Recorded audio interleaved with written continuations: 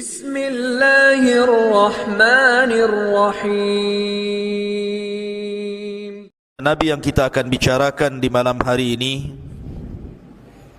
adalah Nabi yang terakhir dari Nabi-Nabi Bani Israel.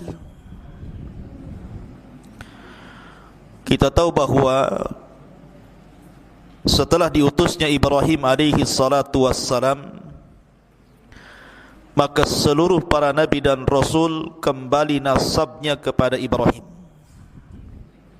Tidak ada satupun Nabi dan Rasul setelah Ibrahim kecuali nasabnya sampai kepada Ibrahim. Dan ada Nabi-Nabi Arab, kemudian juga ada Nabi-Nabi Bani Israel. Adapun Nabi-Nabi Arab dimulai daripada Nabi Allah Hud alaihi salatu wassalam, kemudian Nabi Allah Saleh alaihi salatu wassalam, kemudian Nabi Allah Shu'aib, dan ditutup dengan kenabian dan kerasulan Muhammad sallallahu alaihi wasallam. Adapun Nabi-Nabi Bani Israel, maka jumlahnya ada fitnah yang lebih besar dibandingkan fitnah ini. Khurujud Dajjal, keluarnya Dajjal. Tidak ada fitnah yang lebih besar dibandingkan khurujud Dajjal. Makanya Nabi SAW mengatakan, kalau seandainya aku hidup dan Dajjal dimunculkan juga hari ini, aku yang akan membunuhnya. Tetapi kalau seandainya Dajjal itu keluar sementara aku sudah mati, maka kalian akan menghadapi Dajjal masing-masing. Kullu nafsin dha'iqatul maut. Maka setiap jiwa pasti mengalami kematian. Karena tidak ada yang bisa membunuh Dajjal kecuali seorang Nabi. Maka Dajjal akan keluar sebagaimana sabda Nabi SAW, lan taqumas sa'atu hatta tarau qablaha 10 ayat. Tidak akan terjadi hari kiamat, kata Rasul, kecuali engkau melihat sebelumnya 10 tanda dari tanda-tanda kiamat besar. Kemudian Rasul menyebutkan yang pertama dukhan, munculnya asap tebal di langit. Yang kedua dabbah, binatang yang melata yang muncul dari perut bumi dan bisa bicara. Kemudian yang ketiga tulu'us syamsi min maghribiha, munculnya matahari dari arah barat. Kemudian yang keempat kata Rasul, nuzulu Isa, turunnya Isa bin Maryam. Kemudian yang kelima wa Ya'juj wa Ma'juj, keluarnya dua kabilah besar, Ya'juj dan Ma'juj. Kemudian yang keenam wa thalathatu khusuf, ada 3 gempa besar. Yang keenam gempa di arah timur, yang ketujuh gempa di arah barat, yang kedelapan gempa di Jazirah Arab. Kemudian kata Nabi SAW, dan yang terakhir manusia akan digiring oleh api dari Adan menuju Syam. Disitulah tempat berkumpulnya manusia.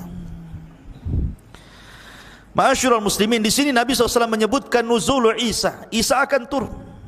Untuk apa Isa turun itu? Kenapa Isa turun di akhir zaman setelah diutusnya Nabi SAW? Apakah Isa akan mendakwahkan syariat Injilnya kepada manusia? Tidak. Tugas Isa turun bukan itu. Kata Nabi SAW, walladhi nafsi biyadi la yushikanna an yanzila fikum ibnu Maryam, demi zat yang jiwaku berada di tangannya, hampir-hampir Isa akan turun kepada kalian. Kana hakiman adalan, dia akan menjadi hakim yang adil. Fayaksirus salib, akan mematahkan salib. Wa yaqtulul khinzir, akan membunuh babi. Wa yada'ul jizyata, dan akan mengambil upeti. Kemudian kata Nabi SAW, dan harta akan melimpah. Sampai-sampai sujud satu kali jauh lebih baik dibandingkan dunia dan isinya karena banyaknya manusia yang kaya.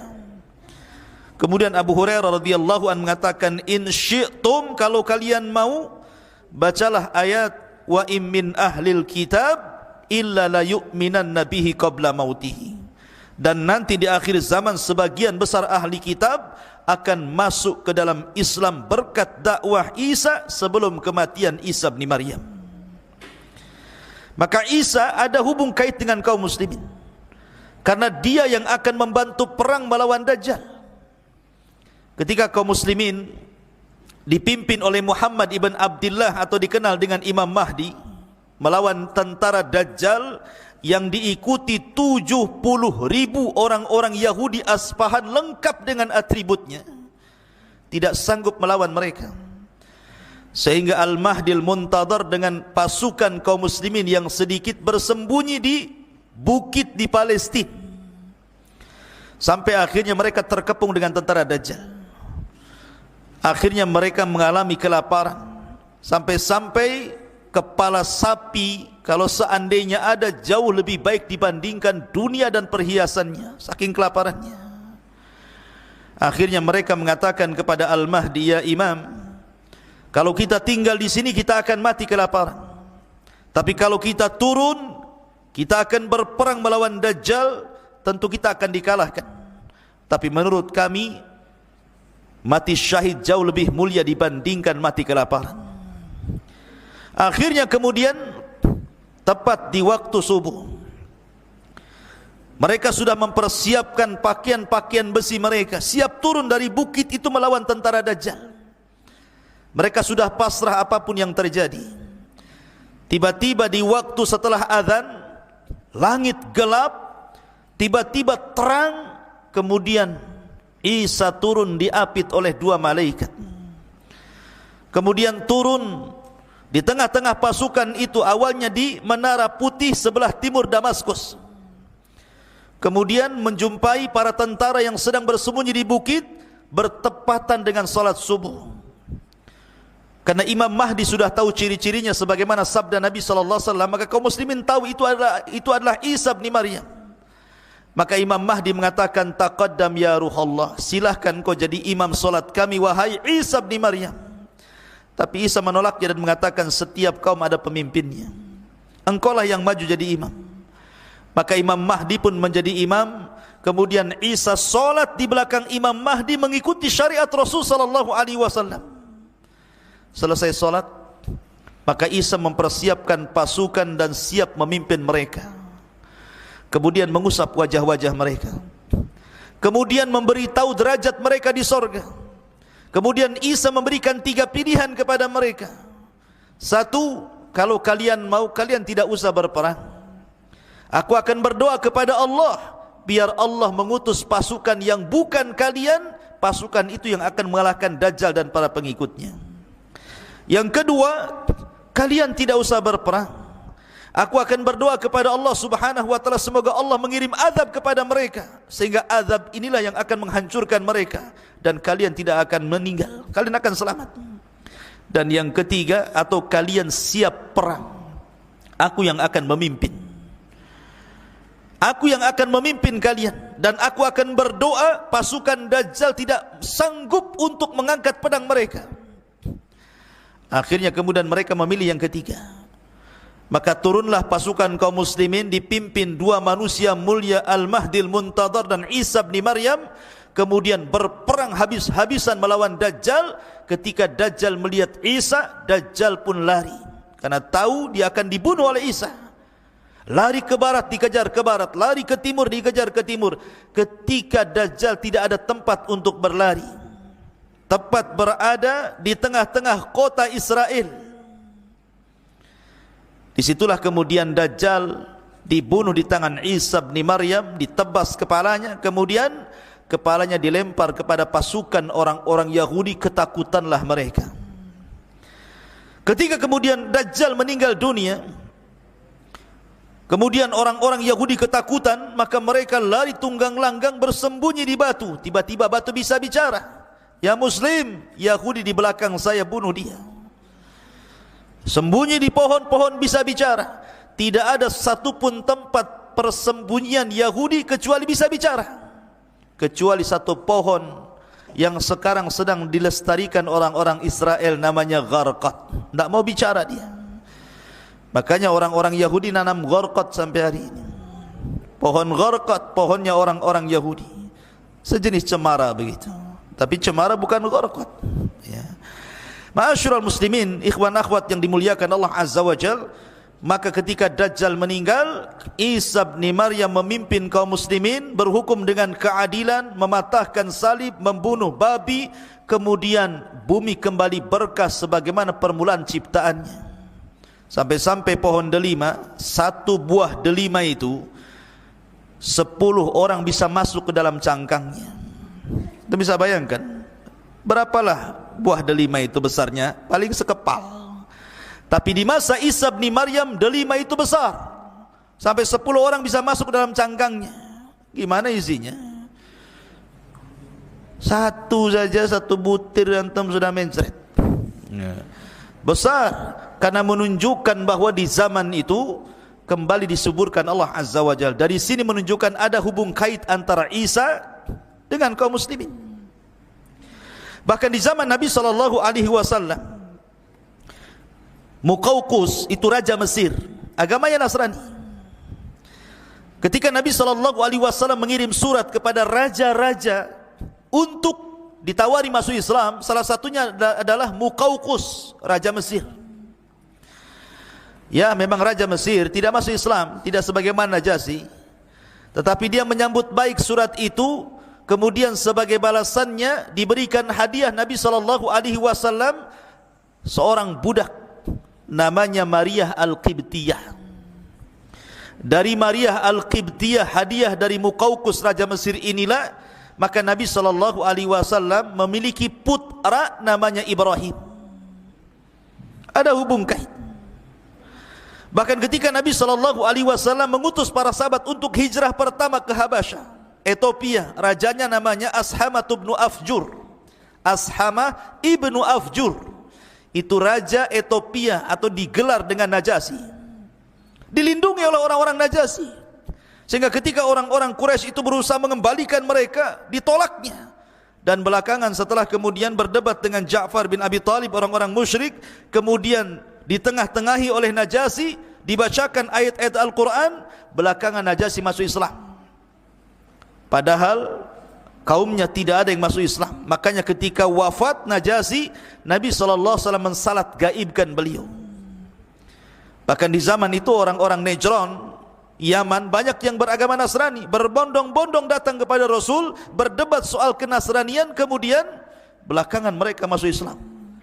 Jadi ada hubung kait antara kita dengan Isa dan juga umatnya Nasrani. Ma'asyiral muslimin yang dimuliakan Allah Azza wa Jalla, makanya wajar kalau Al-Quran itu secara komplit menjelaskan sejarah Isa sejak lahirnya, ibunya, siapa yang mengkafilnya, sampai di waktu dewasanya, sampai diangkatnya, betul-betul dijelaskan secara detail dalam Al-Quran.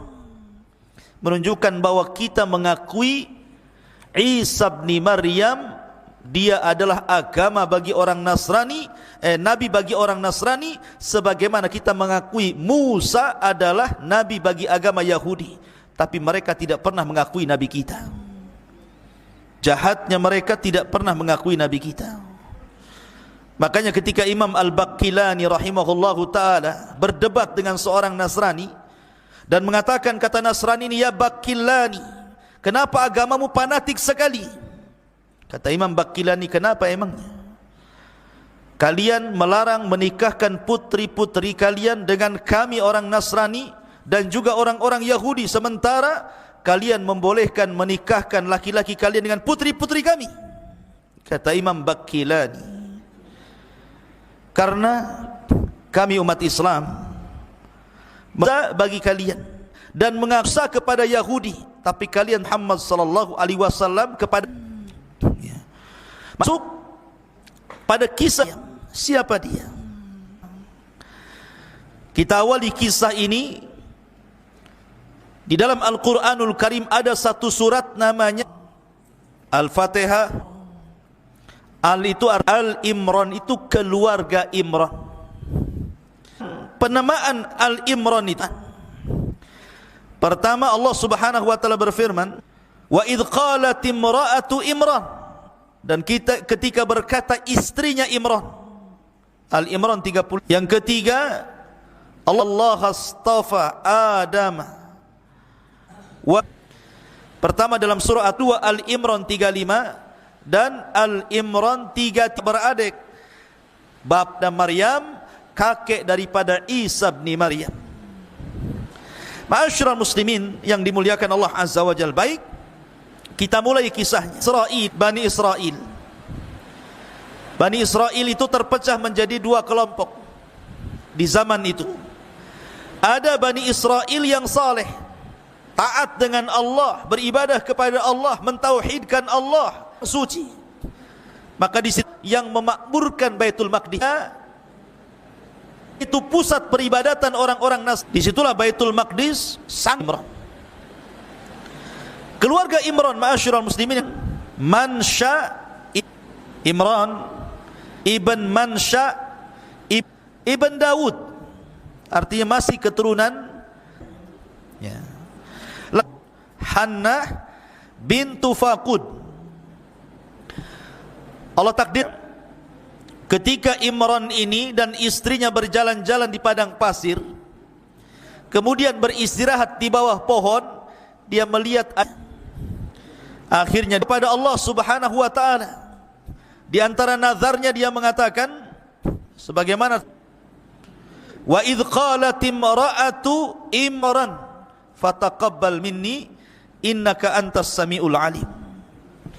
Dia mengatakan, ya Allah, kata istri Imran Hannah ini, aku bernazar kepadamu, kalau aku punya bayi, aku mengandung laki-laki, Baitul Maqdis, dan aku wakafkan dia hidup di Baitul Maqdis. Itulah nazarnya. Tetapi Allah Subhanahu wa taala qalat rabbi inni wada'tuha untha. Tapi ketika melahirkan, karena di saat itu kan enggak ada laki-laki ke perempuan gitu ya. Tapi kalau banci tak ada, laki-laki perempuan saja. Ya. Kok dia bukan salah ketika di perutnya? Ya. Apa namanya, Hannah ini tidak tahu kalau isi perutnya itu bayi laki-laki. Apa alasannya? Satu, karena laki-laki lebih kuat tenaganya dibandingkan perempuan. Yang kedua, melakukan khidmat dibandingkan perempuan, karena perempuan kan ada waktu haidnya. Kemudian yang ketiga, laki-laki itu tidak ada aib, bisa berkumpul dengan siapapun. Sementara perempuan kan tidak, nanti takut digoda, memfitnah dan begitu seterusnya. Kemudian yang keempat, tidak ada tuduhan bagi laki-laki. Kalau perempuan hamil saja dituduh kan begitu. Mana laki-laki hamil, kecuali ada akangnya. Ya. Artinya bahwa bukan kanker, tumor ya. Jadi kenapa Hannah ini ingin punya anak laki-laki? Karena sebab-sebab tadi. Setelah keluar, rupanya bukan anak laki-laki, anak perempuan pula. Makanya kemudian Allah Subhanahu wa taala berfirman di sini, walaysa dzakaru kal untha, dan berbeda laki-laki, tidak sama dengan samaituha Maryam, dan aku beri nama dia Maryam. Jadi Maryam itu yang memberi nama Allah sendiri. Dan ketika Allah mengatakan walaysa dzakaru kal untha, tidaklah laki-laki sama dengan perempuan, maknanya walaupun tapi dia bisa menjangkau semua laki-laki. Karena Rasul mengatakan kamula minar rijal kathirun, laki-laki sempurna itu banyak, tetapi perempuan yang sempurna itu cuma 4. Pertama, istrinya Fir'aun, Asiyah bintu Muzahim. Yang kedua, ibunda Isa, Maryam bintu Imran.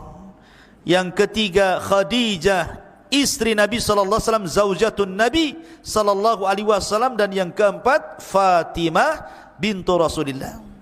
Inilah 4 wanita terbaik dunia. Salah satunya siapa? Salah satunya Maryam. Ya. Karena Maryam ini adalah wanita yang luar biasa. Wa inni sammaituha Maryam wa inni u'idzuha bika wa dzurriyyataha minasyaitonir rajim. Lihat bagaimana Allah janji membuat perlindungan kepada Maryam, dan sesungguhnya saya akan melindungi Maryam dan keturunannya dari syaitan yang terkutuk. Karena begini ikhwan, Nabi SAW bersabda, ma min mauludin illa syaitanu yamassuhu hina yulad fayastahillu sarikhan min masyati syaitan iyahu illa Maryam wabnaha, kata Rasul. Ketika anak dilahirkan, maka setan pasti akan menusuknya dengan jarinya di lambung kirinya atau kanannya hingga bayi itu menangis. Kenapa? Makanya setiap bayi yang dilahirkan pasti menangis. Itu karena ditusuk lambungnya sama setan itu, tapi tidak membahayakan bayi. Setan menusuk itu ingin ngasih tahu, aku musuhmu mulai hari ini, maksudnya memberitahu permusuhannya. Maka semua bayi termasuk antum ini pernah ditusuk lambungnya sama setan saat lahir ya. Makanya ada yang kesetanan juga waktu tidur ngantuk. Masyarul muslimin yang dimuliakan Allah Azza wa Jal, kecuali dua tidak pernah ditusuk setan saat lahirnya, kata Rasul, illa Maryam wabnaha, kecuali Maryam dan putranya Isa bin Maryam. Allah lindungi dari syaitan. Makanya Allah Subhanahu wa taala mengatakan tadi, wa inni u'idzuha bika wa dzurriyyataha minasyaitonir rajim. Kemudian fataqabbalaha rabbuha biqabulin hasanin wa ambataha nabatan hasanan wa kaffalaha Zakaria. Maka Tuhannya menerima sebagai nazar dengan penerimaan yang baik dan mendidiknya dengan pendidikan yang baik, dan Allah menjadikan Zakaria sebagai pemelihara bagi Maryam bintu Imran. Jadi kisahnya seperti ini. Jadi ketika kemudian nazarnya diterima, lahirlah Maryam bintu Imran. Allah takdirkan saat hamil Imran meninggal dunia. Artinya ketika Maryam lahir, dia menjadi wanita yatim karena ayahnya meninggal, sementara ibunya sudah tua, tidak sanggup merawatnya. Dan dia sudah bernazar untuk memberikan bayi yang baru lahir ini. Dalam riwayat ketika melahirkan saja langsung dibungkus, kemudian dibawa ke Baitul Maqdis, langsung diserahkan kepada Zakaria. Tetapi orang-orang di Baitul Maqdis, ahli ibadahnya, para ruhbannya tidak terima. Kami juga mau, wahai Zakaria, jangan engkau saja yang memelihara, karena itu anak dari orang suci Imran, keluarga terbaik dan termulia. Akhirnya kata Zakaria gini saja, saya tidak bisa langsung memiliki bayi ini, bagaimana kalau kita taruhan? Kumpulkan semua ruhban, semua padri-padri, semua pendeta-pendeta ahli ibadah, kita qur'ah, kita mengundi siapa yang berhak untuk mengkafil anak bayi Maryam ini. Akhirnya semua ubad pada datang dari mana-mana. Bagaimana caranya? Kata Zakaria, cara undian kita sepakati, masing-masing kalian bawa pena, bawa pulpen, bawa patlot ya. Kemudian masing-masing kalian berdiri di tepi sungai yang deras. Maka berjejerlah para rahib, para pendeta, para padri, orang-orang ahli ibadah itu berjejer semua di tepian sungai. Kata Zakaria, kalau seandainya kolam kalian dilempar ke sungai itu hanyut, berarti kalian kalah. Tapi kalau pena kalian dilempar justru dia melawan arus, maka kalian menang. Akhirnya semua pena dilempar ke sungai itu, ya hanyutlah. Gimana? Pena dilempar ke sungai hanyut. Ternyata cuma satu yang tidak hanyut, justru dia melawan arus jalannya, penanya Zakaria. Lah ketika itulah maka Zakaria menang undian, maka dia berhak untuk mengkafil Maryam. Maka Zakaria dan istrinya akhirnya pun mengkafil merawat Maryam sedari kecil. Betul-betul diletakkan di atas Baitul Maqdis, ruangan khusus di mihrab, tidak pernah keluar dari situ. Jadi betul-betul dirawat di situ saja sedari kecil sampai kemudian agak besar. Ketika umur 10 tahun ada peristiwa yang aneh. Ketika Zakaria kemudian masuk ke dalam mihrabnya, tiba-tiba kemudian di situ banyak makanan. Setiap hari ketika masuk ke mihrabnya banyak makanan. Makanan ini tidak tahu siapa yang ngantar, tiba-tiba ada saja di situ. Makanya disebutkan dalam Al-Quran, kullama dakhala 'alaiha Zakaria al-mihrab wajada indaha rizqa. Setiap Zakaria masuk ke dalam ruangan tempat ibadahnya Maryam, banyak makanan di situ. Anehnya lagi, makanan yang tidak ada di musim panas ada pula di musim panas. Makanan yang tidak ada di musim dingin ada pula di musim dingin. Artinya makanan yang belum ada musimnya sudah ada pula di situ. Zakaria ini kan juga diuji oleh Allah. Sudah lama menikah, istrinya mandul, tidak punya anak. Tapi ketika melihat peristiwa itu, Zakaria berpikir, kalau Allah sanggup mendatangkan makanan di musim dingin ada di musim panas, makanan di musim panas ada di musim dingin, masa Allah tidak bisa memberikan rizki anak kepadaku? Maka dia terus berdoa. Akhirnya istrinya Zakaria pun hamil, lahirlah Yahya ibn Zakaria. Itu nanti kisahnya. Tapi yang jelas bahwa Maryam kemudian tumbuh menjadi wanita ahli ibadah, ruku, sujud, tidak ada hari-hari kecuali beribadah kepada Allah subhanahu wa ta'ala sampai akhirnya Allah subhanahu wa ta'ala menguji Maryam. Betul-betul diuji oleh Allah subhanahu wa ta'ala, di mana Maryam ini ikhwatu fillah muliakan Allah azza wa jalla. Ada yang mengatakan ketika usianya belasan tahun, 13 lebih begitu, Maryam ini ingin keluar buang hajat. Memang begitu, ya. Jadi ada sebabnya. Kalau Allah menghendaki sesuatu kan, idza aradallahu syai'an ahya asbabah. Kalau Allah menghendaki sesuatu kan Allah harus hidupkan dulu sebabnya tuh.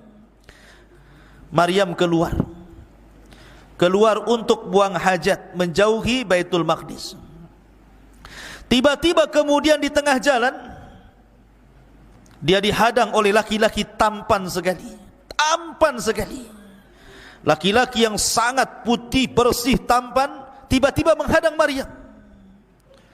Allah subhanahu wa ta'ala mengatakan, wadhkur fil kitabi Maryam idzin tabadat min ahliha makanan syarqiyah.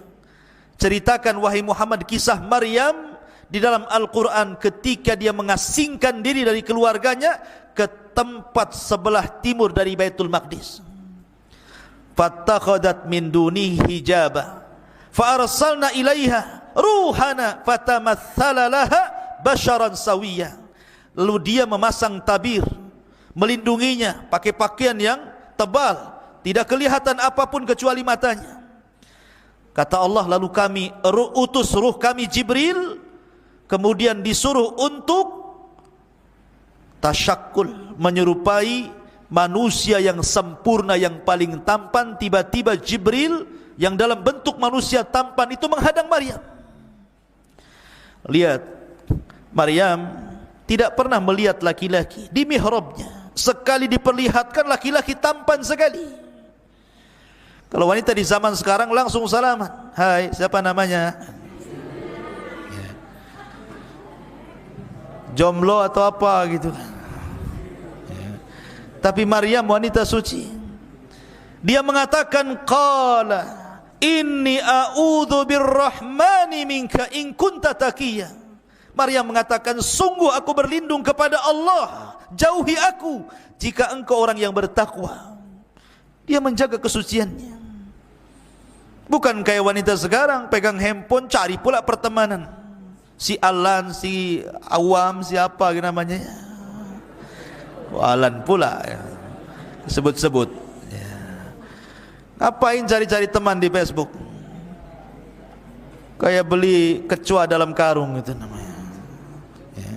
Ma'asyiral muslimin yang dimuliakan Allah azza wa jalla, maka Jibril mengatakan, qa innama ana rasulu rabbik li ahabalaki ghulaman zakiyya.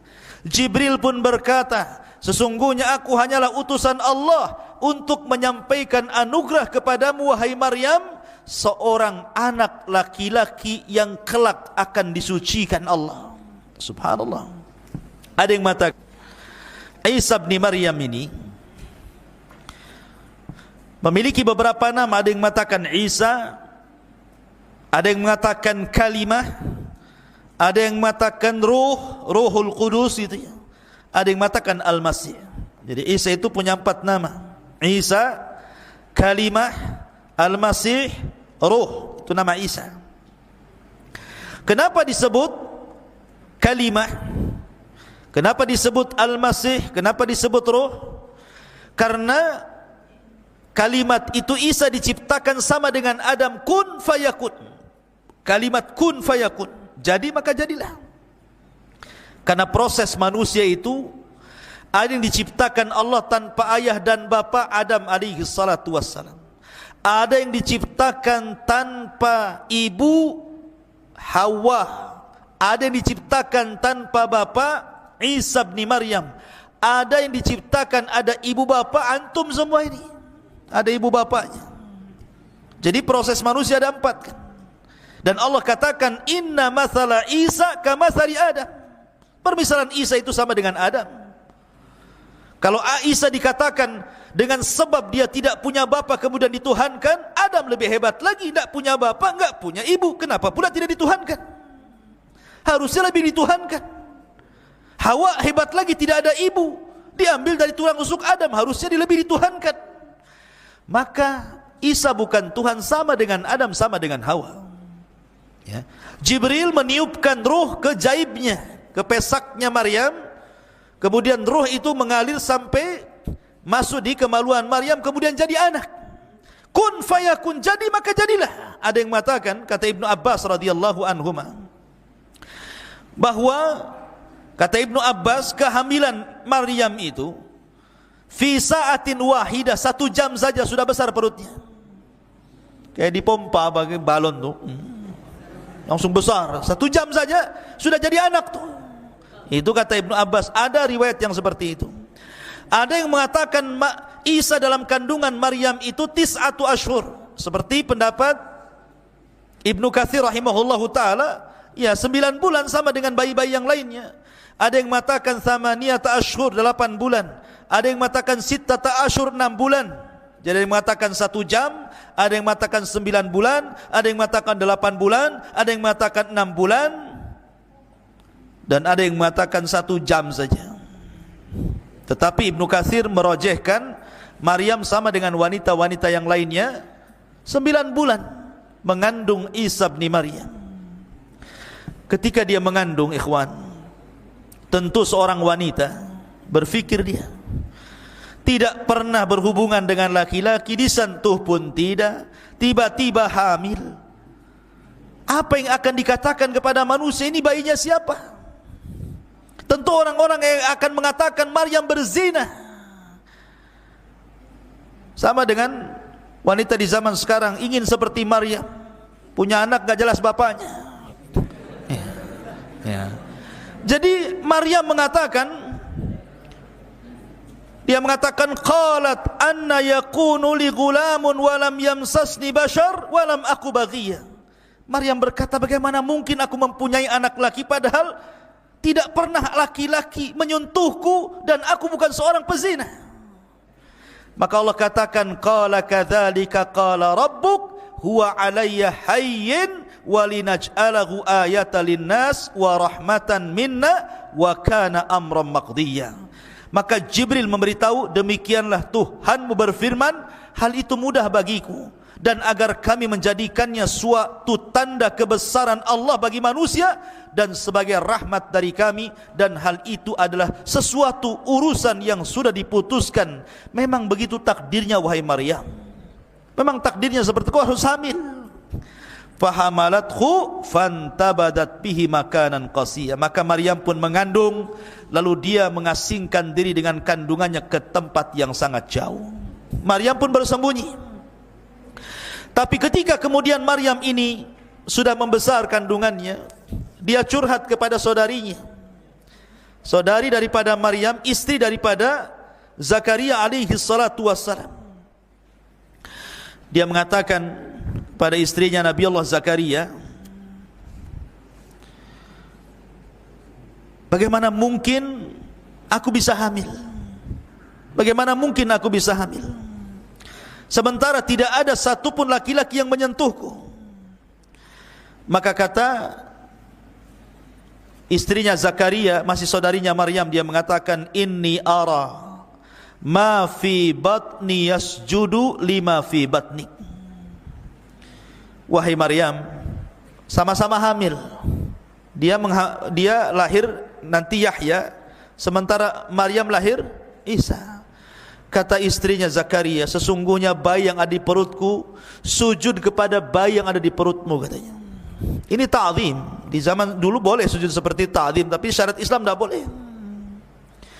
Sampai-sampai akhirnya ada orang soleh, sangat soleh, namanya Yusuf An-Najjar. Itu orang soleh yang hidup di Baitul Maqdis. Dia mikir bagaimana Maryam bisa hamil.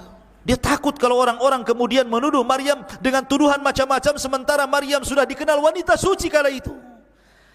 Akhirnya kemudian kata Yusuf An-Najjar berdialog dengan siapa? Dengan Maryam.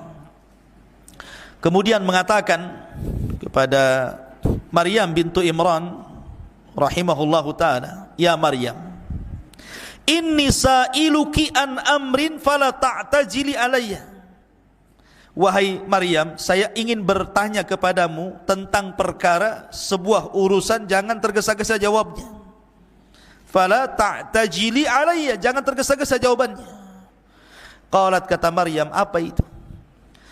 Kata Yusuf An-Najjar, hal yakunu qad syajaratun min ghairi hab.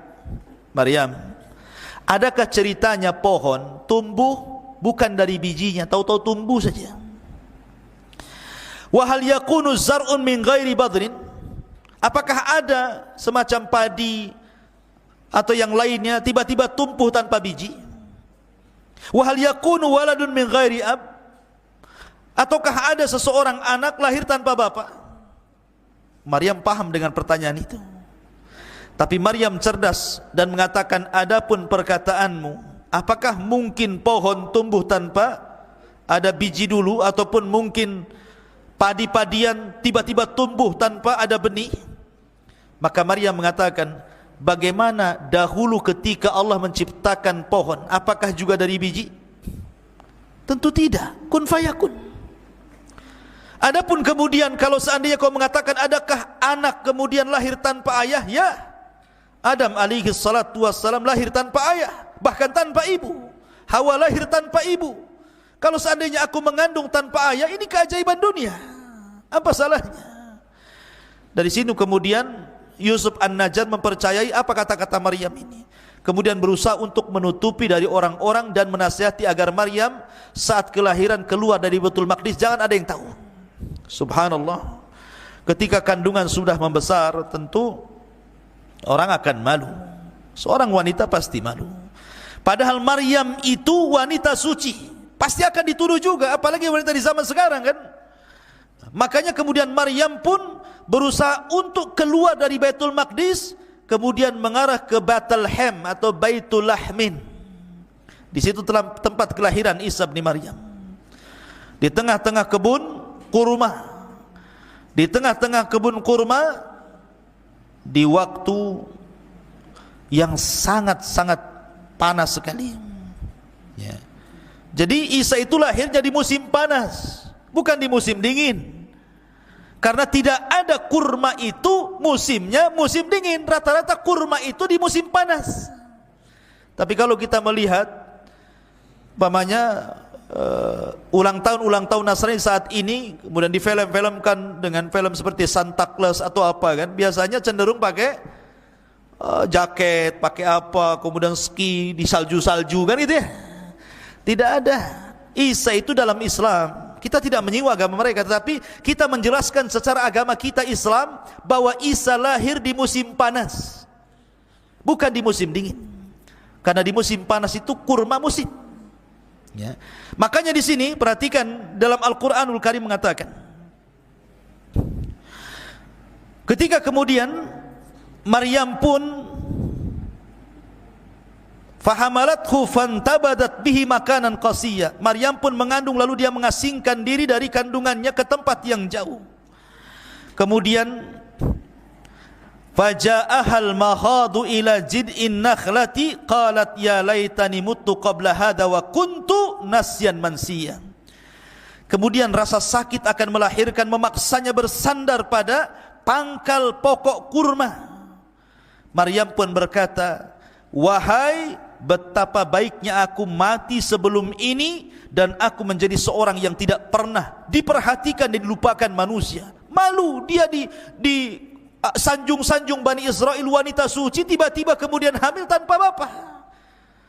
Makanya banyak orang yang kemudian, ini hati-hati akhwat, banyak di majalah-majalah, di YouTube, di berita-berita itu, akibat kemudian hamil di luar nikah karena enggak sabar dengan ujian itu, ambil pula lah racun baygon, diminum dia, nyamuk saja mati, kalian juga mati. Ada yang ambil tali, ditariknya tambang, diikatnya di lehernya. Jadi Maryam itulah hati perempuan. Makanya jangan coba-coba. Maryam saja yang jelas-jelas tidak berzina, dia mengatakan lebih mati saja kan itu, daripada tuduhan orang. Apa kata manusia, apa kata orang. Fanadaha min tahtiha alla tahzani qad ja'ala rabbika tahtaki sariyya. Maka Jibril berseru kepadanya dari tempat yang rendah, janganlah engkau bersedih hati wahai Maryam, sesungguhnya Tuhanmu telah menjadikan anak sungai di bawahmu. Allah sudah mempersiapkan kelahirannya. Ada sungai kecil di bawahnya, kemudian bersandar di pohon kurma. Pohon itu pula lagi berbuah rutobnya, lagi ranum-ranumnya. Kemudian wahazzi ilaik bijid'in nakhlati tusaqit alaiki rataban janiyya. Wahai Maryam, goyangkanlah pohon kurma itu ke arahmu. Niscaya pohon itu akan menggugurkan buah kurma yang masak kepadamu. Fakuli washrabi wa qarri ainan fa imma tarayinna minal bashari ahadan fakuli inni nadartu lirrahmani sauman fala ukallimal yawma insiya. Makanlah Maryam, minumlah Maryam, bersenang hatilah wahai Maryam. Jika engkau melihat seseorang, maka katakanlah, sesungguhnya aku telah bernadar berpuasa untuk Tuhan yang Maha Pengasih, maka aku tidak akan bicara dengan siapapun pada hari ini. Lahirlah Isa bin Maryam, dimudahkan kelahirannya, tidak ada bidannya, lahir sendiri begitu. Ya. Kalau wanita sekarang sibuk cari bidan, saat sibuk ke rumah sakit dikontrol, enggak, Allah mudahkan semuanya, enggak ada bidannya, lahir begitu saja. Tapi jangan kemudian dicoba-coba. Saya ingin kayak Maryam lahirnya lah. Sendiri saja. Gimana caranya? Siapa yang nari? Masyarul muslimin yang dimuliakan Allah Azza wa Jalla, harus ada bidannya, minimalnya dukun lahir, biar ada yang ngopeni bayinya. Masyarul muslimin yang dimuliakan Allah, iwan akhwat yang dimuliakan Allah Azza wa Jalla.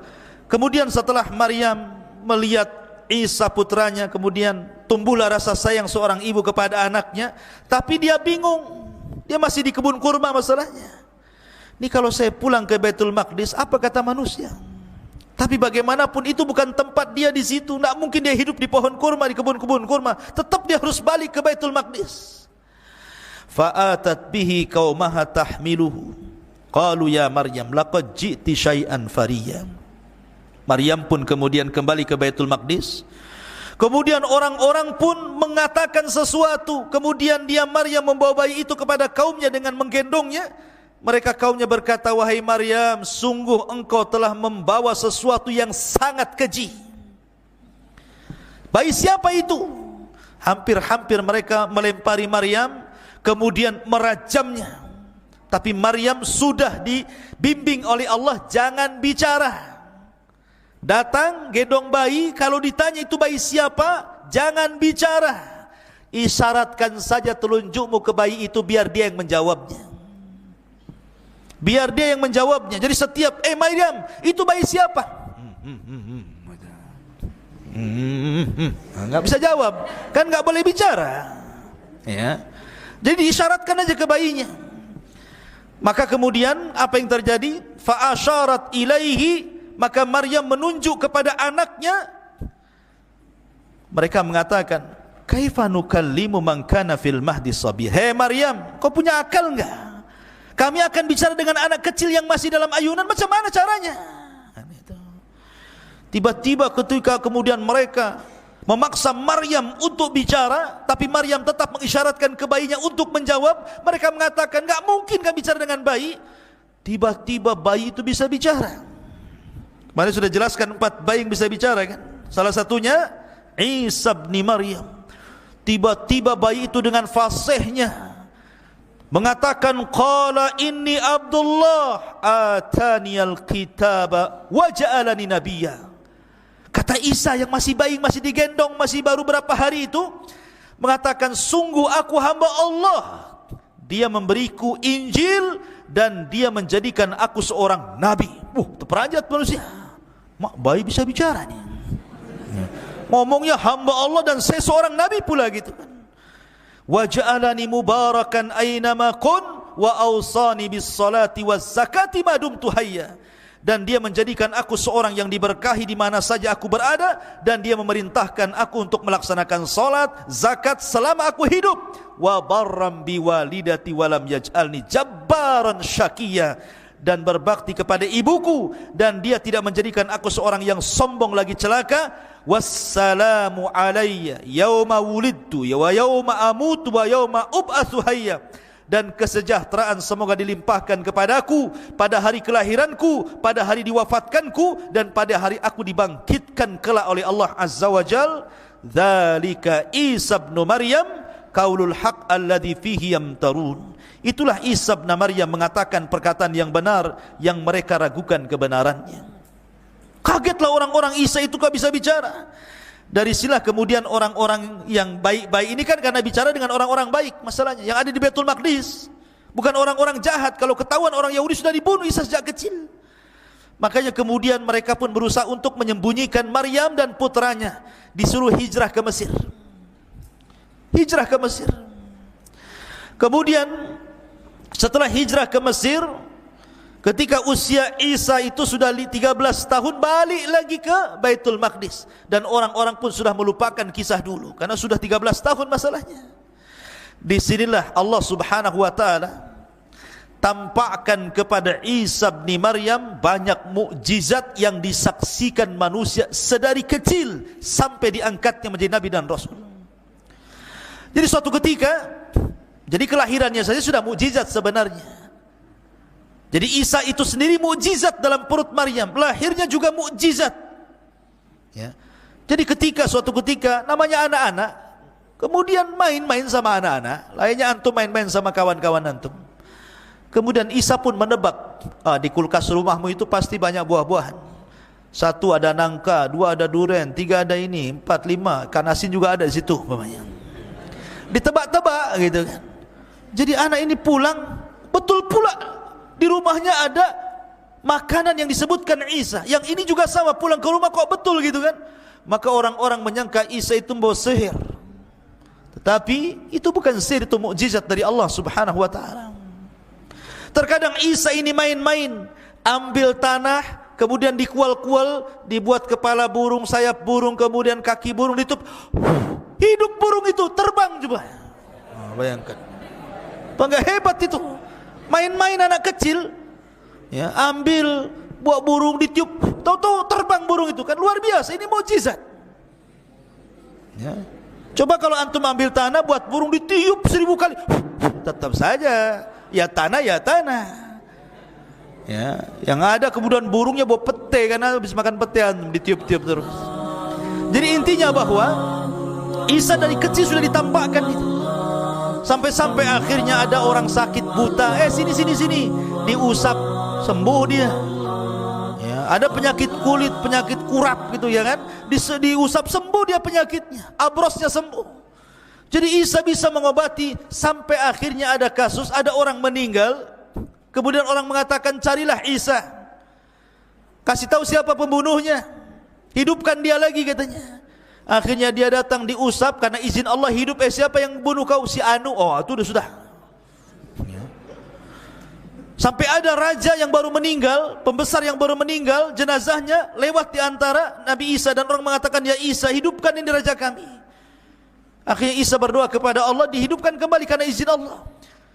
Karena memang setiap mukjizat seorang nabi itu akan disamakan dengan kebiasaan kaumnya. Contoh Musa, kebiasaan kaumnya itu suka belajar ilmu sihir. Jadi madrasah-madrasah sihir di zaman Nabi Musa itu luar biasa. Madrasah Harry Potter atau apa itu namanya. Ya. Tukang-tukang sihir itu. Ya, jadi ada madrasahnya, ada sekolahnya itu. Makanya kemudian Allah berikan kepada Musa mukjizat yang sama dengan mereka, tapi bukan sihir, lebih hebat dibandingkan tukang-tukang sihir. Lah di zaman Isa itu juga sama. Itu dunia perobatan luar biasa. Banyak ditemukan obat-obatan herbal-herbal yang bisa mengobati yang dulunya penyakit luar biasa, dianggap penyakit biasa, akan ditemukan obat-obatannya. Maka Isa harus lebih daripada kemampuan perobatan kaumnya. Bukan hanya bisa mengobati orang buta penyakit kulit, tapi bisa menghidupkan orang mati karena izin Allah Subhanahu wa ta'ala. Itu kan bukan perobatan, itu mukjizat namanya. Tetapi ikhwatu fiddin yang dimuliakan Allah Azza wa Jalla, tetap saja jangankan Bani Israel yang kufur, yang melawan dan menentang dakwah Nabi Isa bin Maryam, orang-orang Hawariyun, qala man ansari ilallah, qala al-hawariyuna nahnu ansarullah. Orang-orang Hawariyun itu jumlahnya 12 orang. Itu para sahabat Isa yang khullas, betul-betul orang pilihan Isa bin Maryam.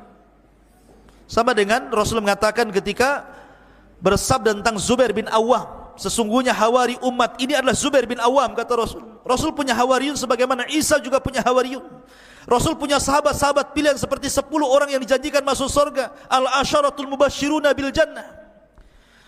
Jadi orang-orang hawariyun ini ketika Isa bin Maryam diangkat menjadi nabi dan rasul, kemudian mendakwai orang-orang dan banyak yang kemudian mengikuti Isa, maka orang-orang Hawariyun menyaksikan bagaimana mukjizat tampak di hadapan mereka. Tapi masih juga kemudian mereka terkadang minta yang aneh-aneh kepada Isa. Sampai suatu ketika difirmankan oleh Allah, wa id auhaitu ilal hawariyin, ketika kami wahyukan kepada hawariyin. Di sini an aminu bi wa bi rasuli, untuk beriman denganku dan dengan rasulku. Qalu amanna washhad bi anna muslimun, kami beriman, saksikan ya Allah kami termasuk orang-orang yang berserah diri. Di sini dimulainya, idz qala al hawariyun ya Isa ibn Maryam hal yastati'u rabbuka an yanzila alaina ma'idatan minas sama, atau yunzila alaina ma'idatan minas sama, qala ittaqullah in kuntum minal mu'minin. Mereka mengatakan, ya Isa, apakah engkau bisa menyuruh Rabbmu untuk menurunkan kepada kami makanan dari langit?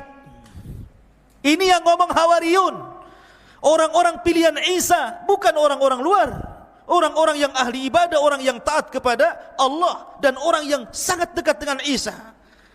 Mereka mulai bicara seperti umat sebelumnya, Bani Israel yang di zaman Nabi Musa yang suka degil itu, mulai lagi dia muncul degilnya itu. Dia mengatakan, ya Isa, kami bukan tidak beriman kepadamu, tapi biar tenanglah hati kami. Kalau coba sekali-kali kau turunkanlah makanan itu, minta kepada Tuhanmu biar makanan itu dari langit saja turun. Sekali-kali kita pengen makan dari langit, bukan dari warung. Ya. Akhirnya kemudian qalu nuridu an na'kula minha, kami ingin makan darinya. Wa natma'innu qulubuna, agar kami tenang hatinya. Sampai kepada Isa kemudian mengatakan, qala Isa ibn Maryam Allahumma rabbuna anzil alaina ma'idatan minas sama nakunu lana idan li awwalina wa akhirina. Dalam riwayat Isa mengatakan, baik, tapi syaratnya kalian harus puasa 30 hari. Berpuasalah 30 hari mereka. Setelah puasa mereka lapar. Ya Isa, tolonglah datangkan makanan dari langit, kami sudah lapar ini. Maka Isa pun berdoa, ya Allah, turunkan kepada kami makanan dari langit, dan kami akan jadikan itu id bagi yang awal-awal dan akhir. Ini yang pertama dan terakhir, kata Isa. Warzuk wa anta khairur razikin. Berikan rizki kepada kami dan engkau sebaik-baik pemberi rizki. Tapi apa kata Allah? Baik, inni munazziluha alaikum. Saya akan turunkan makan itu untuk kalian. Faman yakfur ba'du minkum fa inni u'adzibuhu adzaban la yu'adzibuhu ahadan minal alamin. Nanti siapapun yang kufur setelah ini, ku azab dia dengan azab yang tidak pernah dirasakan siapapun di alam semesta ini. Ketika mendengar itu ketakutan tuh Bani Israel. Tapi kadang mereka sudah minta dan akan dikabulkan.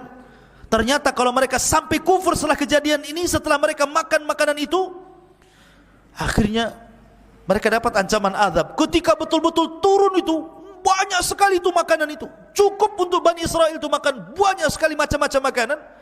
Orang-orang Hawariyun yang meminta justru ketakutan makan. Kemudian melihat saja dari jauh.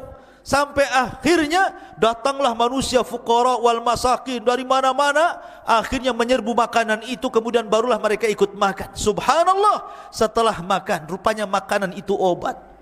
Yang setruk jadi waras, yang asam urat hilang asam uratnya, yang kolesterol hilang kolesterolnya, yang pincang jadi tegak jalannya. Pokoknya jadi obat semuanya. Ya, kalau yang bodoh ya tetap bodoh lah, harus belajar. Takkan makan jadi pintar, ya kan? Kalau bodoh-bodoh saja, kecuali belajar. Ya. Masyarul muslimin yang dimuliakan Allah Azza wa Jal. Akhirnya kemudian setelah kejadian itu mereka tidak minta lagi. Peristiwa-peristiwa seperti ini timbullah hasad kepada orang-orang Romawi. Karena ketika itu Palestina dikuasai oleh Romawi, oleh orang-orang Romawi. Dilaporkanlah kepada sang raja Romawi bahwa ada orang yang semakin hari semakin banyak pengikutnya, dikhawatirkan lama-lama banyak pengikutnya dan akan menumbangkan anda wahai sang raja. Wah, dikompor-kompori. Akhirnya sang raja pun emosi. Siapkan pasukan, tangkap orang itu yang buat gaduh itu, tangkap, maksudnya Isa bin Maryam. Maka dikirimlah banyak pasukan mencari Isa. Isa pun bersembunyi bersama 12 orang Hawariyun. Ada yang mengatakan bahwa yang membocorkan tempat persembunyian adalah salah satu dari Hawariyun itu sendiri. Lihat, luar biasa. Akhirnya kemudian ketika Isa sudah merasakan, Jibril sudah tahu bahwa tentara sudah tahu tempat persembunyiannya, mereka tidak mungkin bisa lari dari situ dan pasti akan dibunuh. Isa pun berpesan kepada Hawariyunnya. Apa pesan Isa bin Maryam?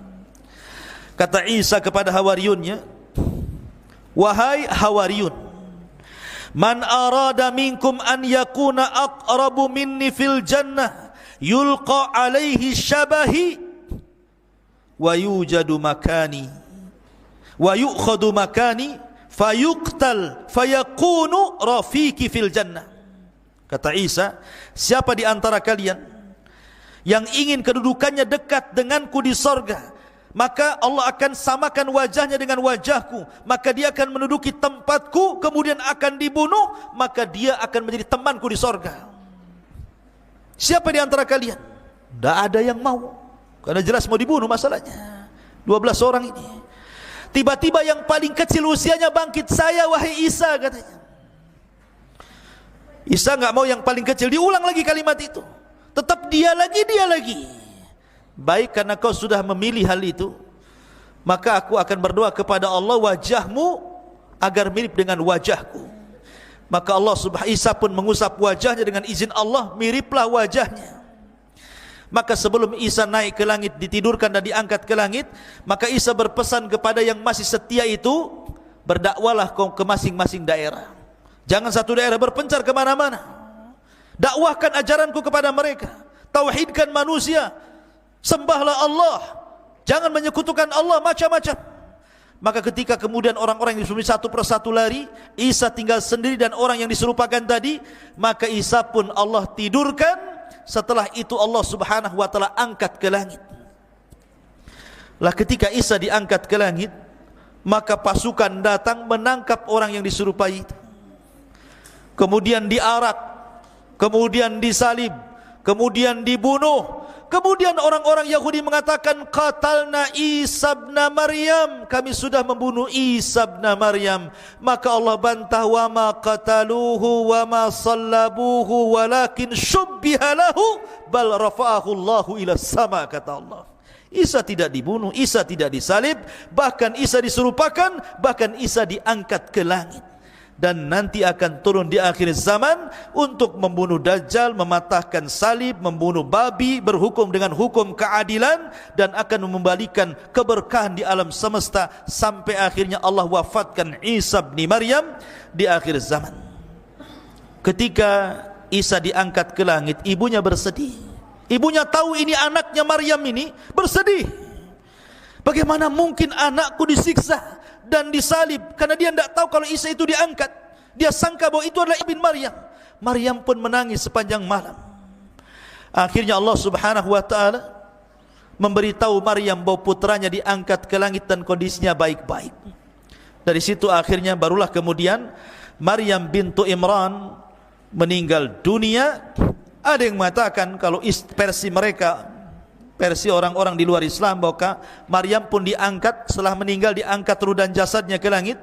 Tetapi pendapat yang kuat, sebagaimana disebutkan dalam tafsir ataupun dalam Al-Bidayah wan Nihayah, ada yang mengatakan bahwa Maryam bintu Imran dikubur di Palestina,